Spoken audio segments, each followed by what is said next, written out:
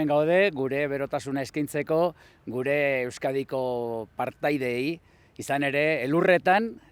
estatu mailako 123ko partaidetza daukagu eta hori, baina hemen protagonistak Lukas eta Álvaro izango dira gaurkoan bai entrenoetan eta biharkoan ere ia bere onena ematen duten eta ia lortzen dugun behingoz dominaren bat etxera eramatea.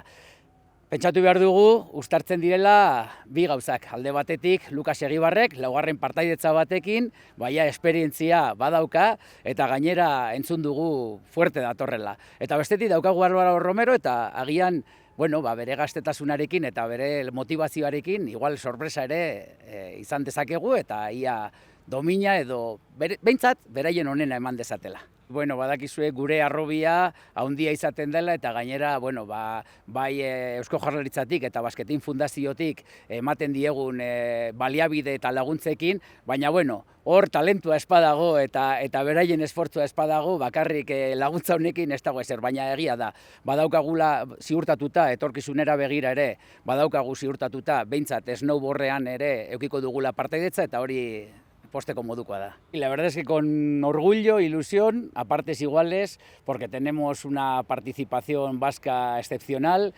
Démonos cuenta que tenemos todo el estado, un 33% de los deportistas en nieve son vascos, en este caso Lukas Egibar y Álvaro Romero, y la verdad es que además tenemos la mezcla entre la experiencia y la motivación de un principiante, y por tanto vamos a ver si Lukas Egibar en estos cuartos Juegos Olímpicos y con la experiencia y las ganas y la fuerza con la que ha demostrado estos últimos días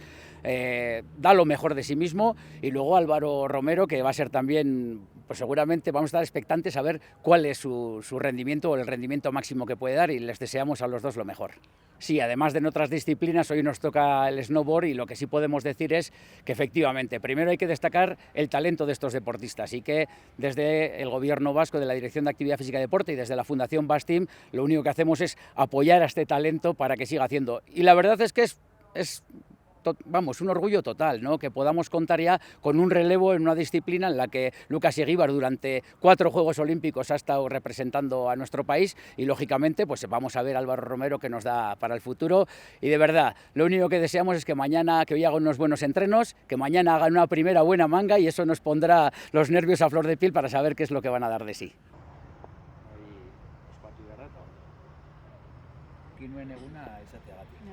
Normalean beti sartzen dut.